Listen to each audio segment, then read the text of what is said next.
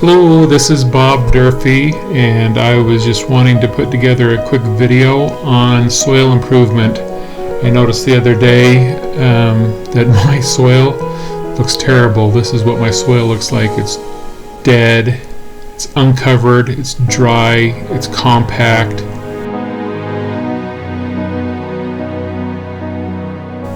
It's kind of sad looking. It has alkaline deposits, that white ash look.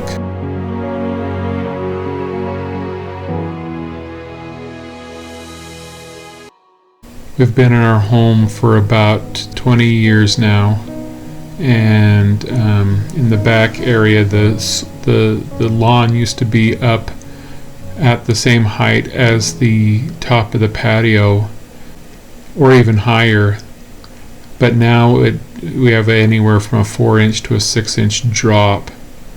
And so how do we build a nice living soil that'll grow nutritious food? Because in nature it takes about 500 plus years to build 1 inch of topsoil, and I don't have that kind of time. So we're gonna break it down. So streams through erosion break down the rocks, give you your minerals. Leaves fall, limbs fall, trees die, fall and are broken down. Animals graze on the living plants, berries and fruit.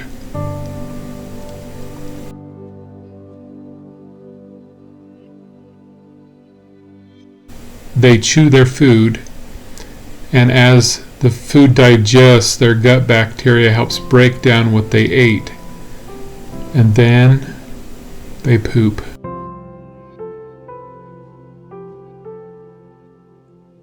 That is how nature moves the nutrients through the forest.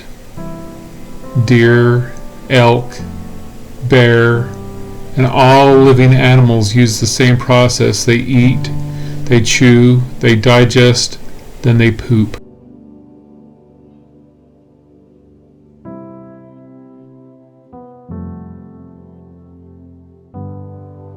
The poop doesn't move around much unless it's picked up for a takeout meal by a dung beetle or some other physical means.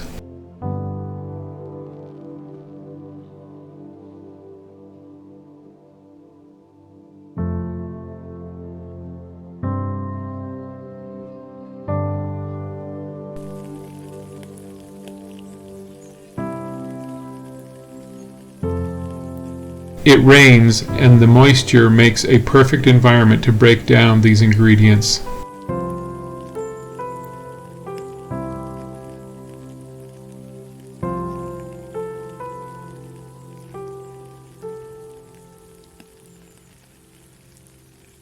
Fungus is a key player. Fungus breaks down wood and the leaves.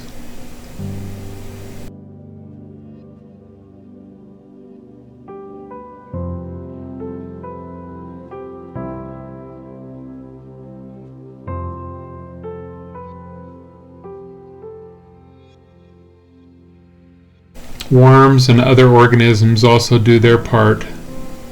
Do the same thing. They eat and then they poop. So how do we help speed up this process? We look at what nature does, and we set up this perfect situation to cheat time and make living soil in just a few days instead of 500 years.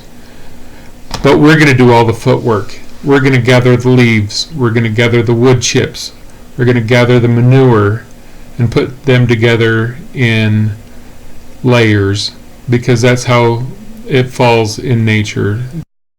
So what we do is we're going to take, and I took this box and wrapped it with some fencing material to kind of hold it together. I put some wood chips in the bottom, and then I put some leaves. Your leaves have a higher nitrogen level in them, but your wood chips are mostly carbon. You want to get a good mixture of nitrogen and carbon. So we're just going to put layers in. Your nitrogen, it shows up in your manure. So I used some horse manure. I also had some donkey and some chicken manure in with it. We're going to take and just make layers. So wood chips, then leaves, and then I put some manure, then I put some wood chips and some leaves and manure. Add some water to make it a nice wet situation, because it's bacteria that also helps break it down, and the fungus.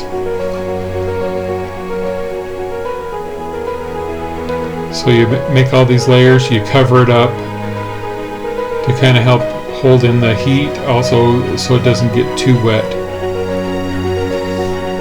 You want to make a pile big enough. You might get about 3 feet, 4 feet high, and about 3 feet across. So if we start on a Tuesday, then our first turn would be on Saturday, and then again on Monday, Wednesday, Friday, Sunday, and then Tuesday, and on the next Thursday is 18 days and you're done. This compost doesn't need to be ready, in my situation, doesn't need to be ready till next spring. So I'm kind of getting it to the perfect situation and then letting it set and finish up throughout the rest of the winter. This is the second turn I'm showing you here. I basically just take the cage out from around it.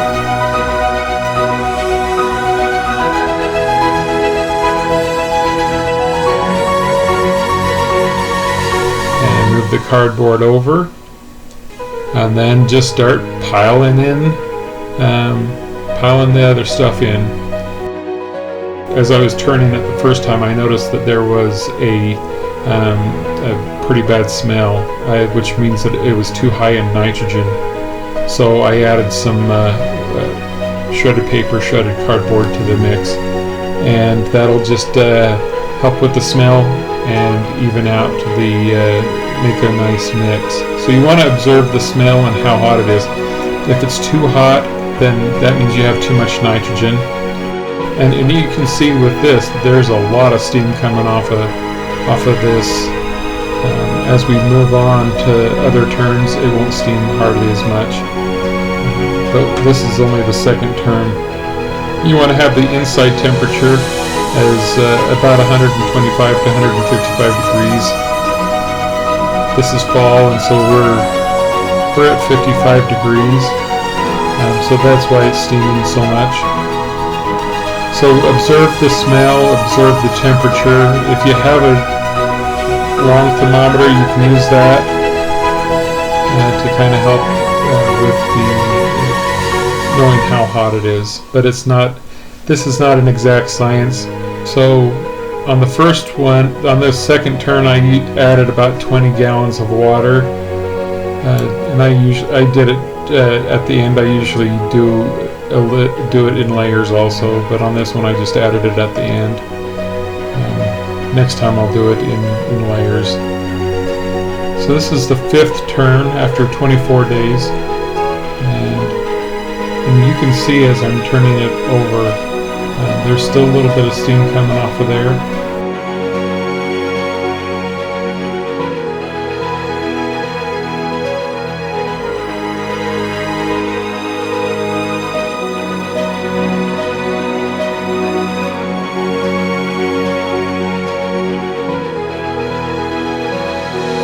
And it's starting to break down. You can hardly see the shredded paper.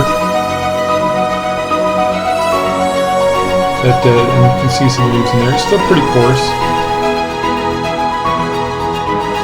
We're sprouting weeds.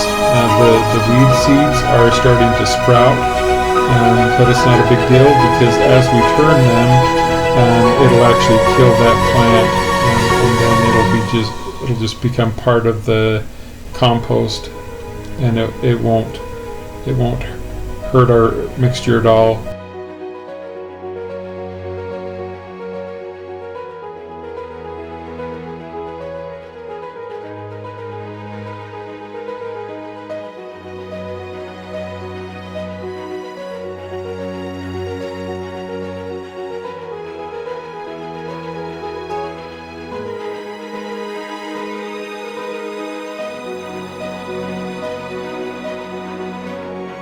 This is the sixth turn.